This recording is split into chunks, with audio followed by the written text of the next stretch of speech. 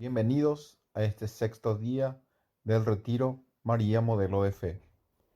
En él volveremos a vivir un tiempo fuerte, un tiempo para estar a solas con Dios, en silencio, pidiéndole que nos ayude a marcar en nosotros aquellas cualidades que resaltamos en María y que queremos hacer nuestras. Y para ello vamos a iniciar con una oración, invocación al Espíritu Santo. Ven, Espíritu Divino, manda tu luz desde el cielo, Padre amoroso del pobre, don en tus dones espléndido, luz que penetras las almas, fuente del mayor consuelo. Ven, dulce huésped del alma, descanso de nuestro esfuerzo, tregua en el duro trabajo, brisa en las horas de fuego, gozo que enjuga las lágrimas y reconforta en los duelos. Entra hasta el fondo del alma, divina luz, y enriquécenos. Mira el vacío del hombre si tú le faltas por dentro. Mira el poder del pecado cuando no envías tu aliento. Riega la tierra en sequía, sana el corazón enfermo, lava las manchas, infunde calor de vida en el hielo, doma el espíritu indómito, guía al que tuerce el sendero. Reparte tus 7 dones según la fe de tus siervos. Por tu bondad y tu gracia, dale al esfuerzo su mérito. Salva al que busca salvarse y danos tu gozo eterno. Amén.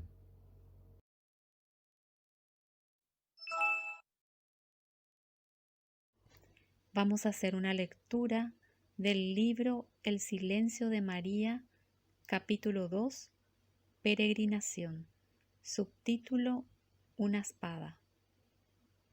Vamos a reflexionar sobre el contenido de esta lectura y a escribir luego en el cuaderno espiritual las impresiones que ella le causó.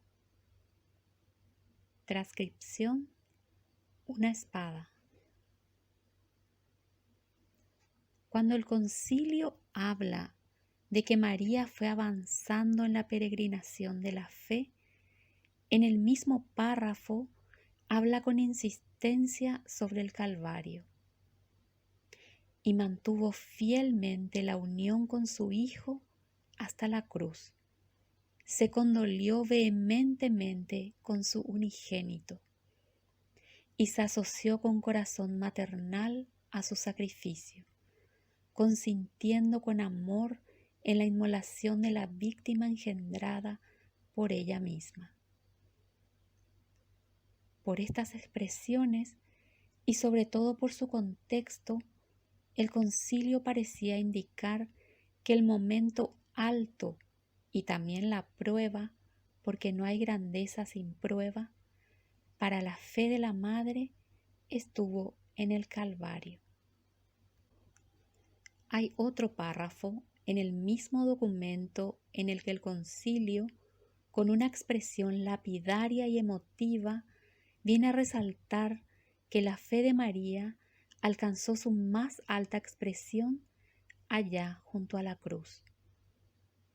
En efecto, hablando del hágase de María pronunciado en el día de la Anunciación, añade estas significativas palabras: y lo mantuvo, el hágase, sin vacilación al pie de la cruz. De esta manera, el concilio quiere indicar que la prueba más difícil para el hágase de María fue el desastre del Calvario. Sin salir del espíritu del texto conciliar, quisiera presentar aquí unas reflexiones de tal manera que todo redunde para la máxima gloria de la Madre. Posiblemente la historia más lacónica, completa y patética de la Biblia está resumida en estas palabras. Junto a la cruz de Jesús, estaba de pie su madre. Juan 19, versículo 29. Estas breves palabras evocan un vasto universo con implicaciones trascendentales para la historia de la salvación. En otro lugar de este libro hablamos ampliamente sobre la maternidad espiritual que nace aquí, al pie de la cruz. En este momento solo nos interesa enfocar nuestra contemplación exclusivamente desde el punto de vista de la fe. La pregunta clave para ponderar el mérito y por consiguiente la grandeza de la fe de María es esta. ¿Sabía María todo el significado de lo que estaba aconteciendo esa tarde en el Calvario? ¿Sabía, por ejemplo, tanto cuanto nosotros sabemos sobre el significado trascendental y redentor de aquella muerte sangrienta? Según como sea la respuesta a estas preguntas, se medirá la altura y la profundidad de la fe de María. Y la respuesta dependerá, a su vez, de la imagen o preconcepto, muchas veces emocional, que cada cual tenga sobre la persona de María. En cuanto a esto, caben, según me parece, posiciones ambiguas y habría otras preguntas previas para un cabal esclarecimiento. Por ejemplo, si María sabía todo, ¿su mérito era mayor o menor? Si el misterio lo vislumbraba tan solo entre penumbras, ¿aumentaba o disminuía el mérito de su fe? Se podría afirmar quizá en algún sentido que cuanto menos conocimiento tuviera, tanto más meritoria y mayor era su fe. Muchas conclusiones dependen del presupuesto o esquema mental con el que cada cual se coloca frente a la persona de María. También yo tengo mi esquema, que según me parece, arroja sobre la señora el máximo esplendor. De todas formas, antes de seguir adelante, es preciso distinguir claramente en María la ciencia, conocimiento teológico de la Madre sobre lo que estaba aconteciendo en el Calvario, de la fe. La grandeza no le viene a María de su conocimiento mayor o menor, sino de su fe. Para saber exactamente qué le aconteció a María aquella tarde, acontecer en el sentido vital de la palabra, no podemos imaginar a María como un ente abstracto y solitario, aislado de su grupo humano, sino como una persona normal que recibe el impacto de la influencia de su medio ambiente. Así somos los humanos y así fue sin duda María.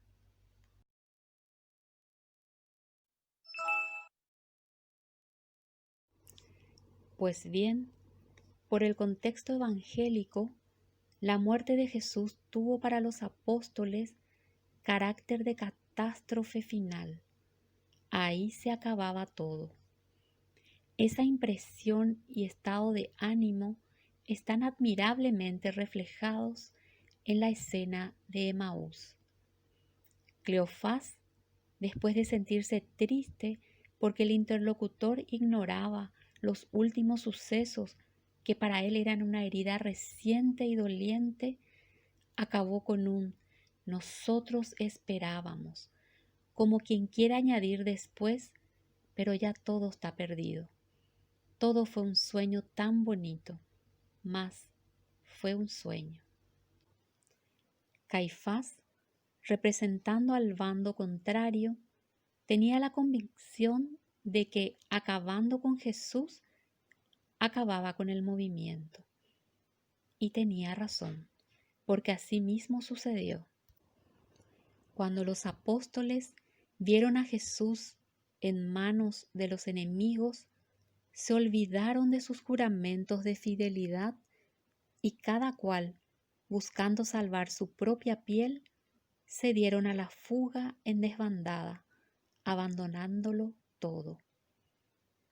A los 3 días estaban todavía escondidos, con las puertas bien trancadas.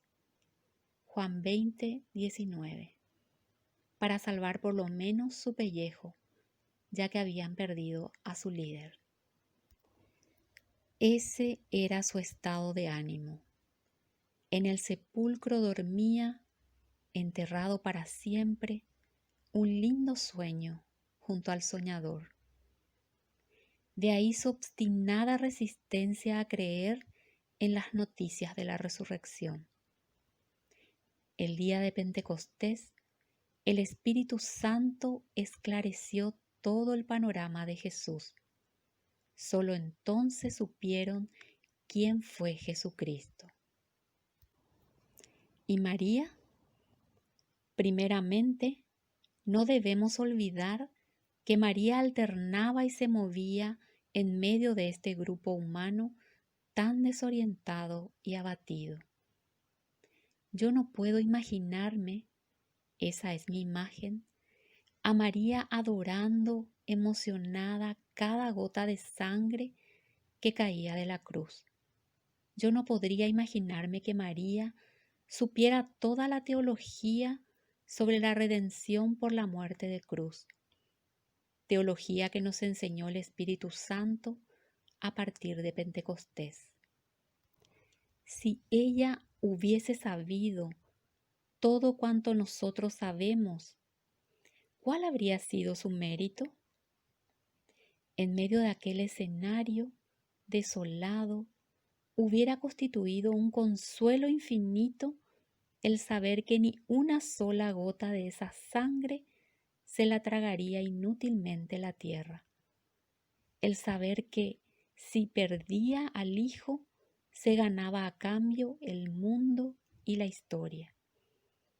Y el saber, además, que la ausencia del Hijo sería momentánea. En estas circunstancias, poco le hubiera costado aceptar con paz aquella muerte.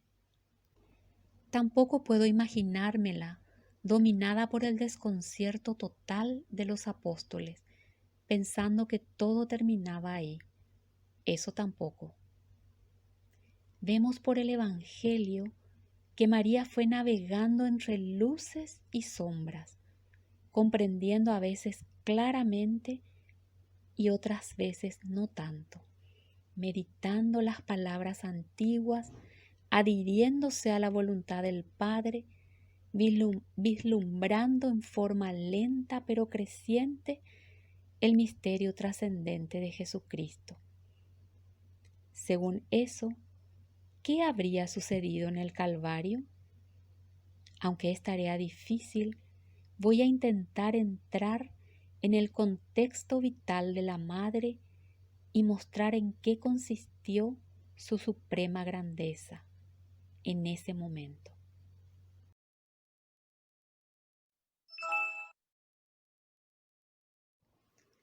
Ahí está María, metida en el círculo cerrado de una furiosa tempestad, interpretada por todo el mundo como el desastre final de un proyecto dorado y adorado.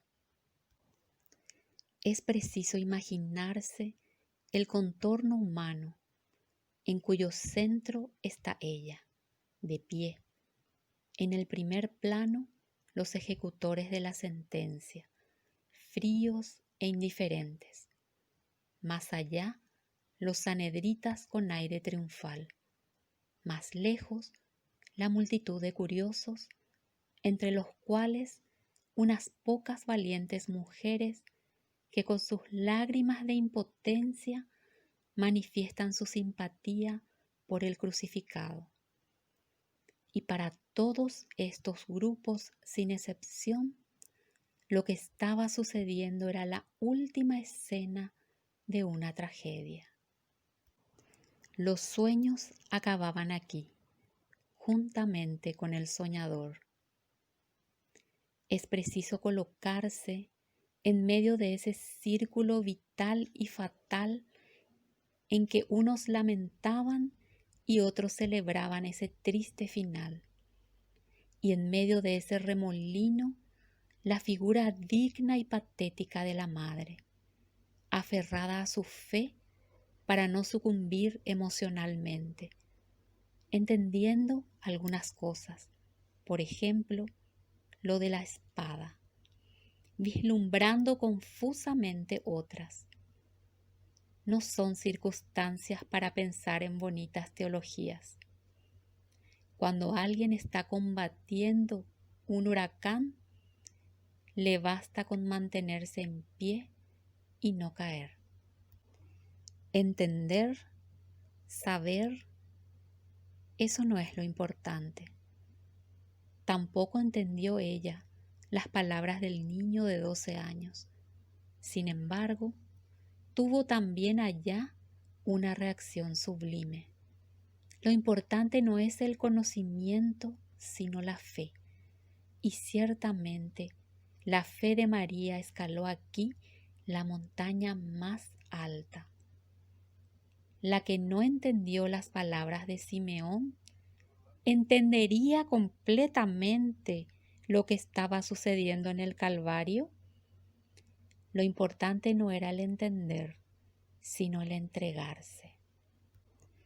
Y en medio de esa oscuridad, María, dice el concilio, mantuvo su hágase en un tono sostenido y agudo. Padre querido, apenas entiendo nada en medio de esta confusión general. Solo entiendo que si tú no hubieras querido, nunca habría acontecido esto. Hágase pues tu voluntad. Todo parece incomprensible, pero estoy de acuerdo, Padre mío. No veo por qué tenía que morir tan joven y sobre todo de esta manera, pero acepto tu voluntad. Está bien, Padre mío. No veo por qué tenía que ser este cáliz y no otro para salvar el mundo, pero no importa. Me basta con saber que es obra tuya. Hágase. Lo importante no es ver, sino aceptar. No veo por qué el esperado durante tanto tiempo tenía que ser interrumpido intempestivamente al comienzo de su tarea. Un día me dijiste que mi hijo sería grande. No veo que sea grande, mas aunque nada vea, yo sé que todo está bien. Lo acepto todo. Estoy de acuerdo con todo. Hágase tu voluntad. Padre mío, en tus brazos deposito a mi querido hijo. Fue el holocausto perfecto, la oblación total. La madre adquirió una altura espiritual vertiginosa. Nunca fue tan pobre y tan grande. Parecía una pálida sombra, pero al mismo tiempo tenía la estampa de una reina. En esta tarde, la fidelidad levantó un altar en la cumbre más alta del mundo.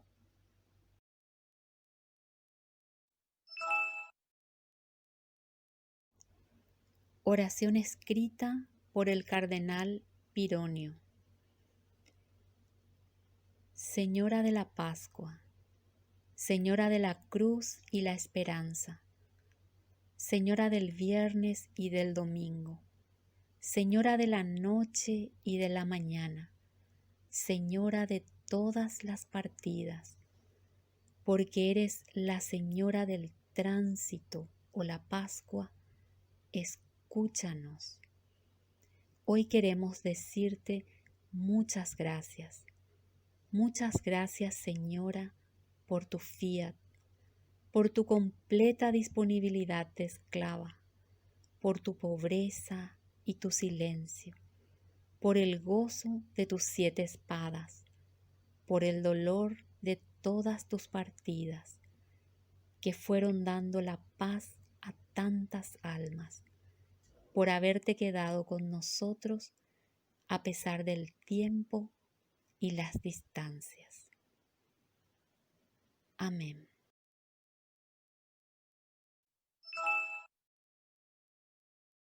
Continuamos ahora con una lectura bíblica.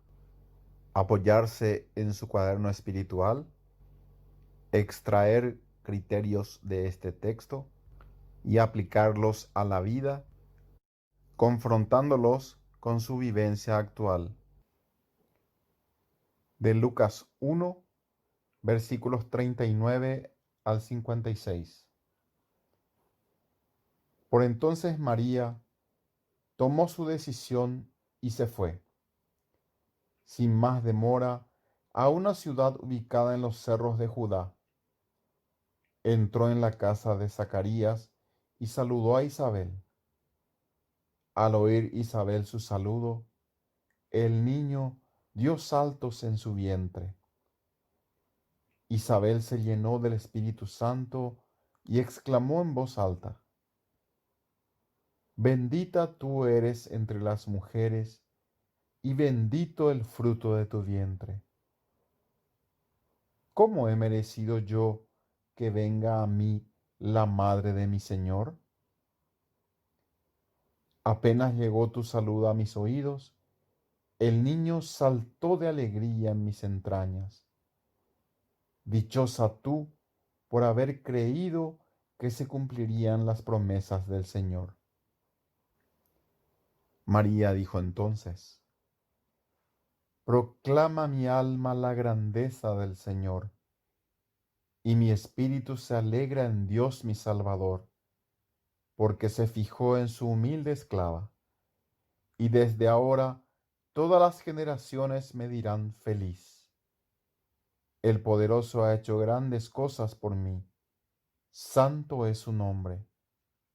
Muestra su misericordia siglo tras siglo a todos aquellos que viven en su presencia. Dio un golpe con todo su poder, deshizo a los soberbios y sus planes, derribó a los poderosos de sus tronos y exaltó a los humildes, colmó de bienes a los hambrientos y despidió a los ricos con las manos vacías.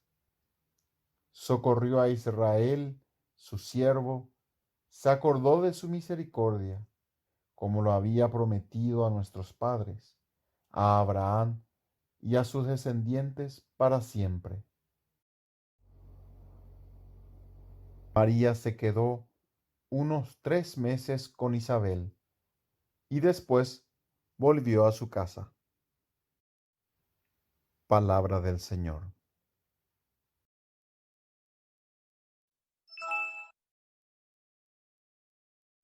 Ahora vamos a dar gracias a nuestro Señor por nuestra Madre María, por las maravillas que hizo en ella y porque ella es para nosotros un ejemplo para llegar a Jesús. Lo haremos con la oración Madre nuestra. Te damos gracias, Padre, porque has hecho en María grandes maravillas. Ella es una criatura como nosotros, pero tú la hiciste madre tuya. Estamos orgullosos de María, porque forma parte de nuestro pueblo. Nosotros la llamamos bienaventurada, pues tú te fijaste en su humildad. Por ella, Jesús se hizo uno de nosotros, para que llegáramos a ser hijos tuyos. A través de María nos llegó la misericordia. Ahora estamos seguros que tu ayuda no nos faltará. Tu brazo nos protegerá siempre si te aceptamos como ella en nuestras vidas.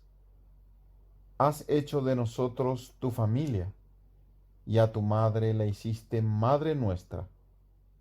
Ella nos invita a cantarte, con ella te decimos, gracias, Padre nuestro. Termina tu tiempo fuerte con una interiorización serena que te permita ponerte en la presencia de Dios con una oración profunda y espontánea, para que el Espíritu Santo te dé el más grande regalo, la paz. Shalom para ti.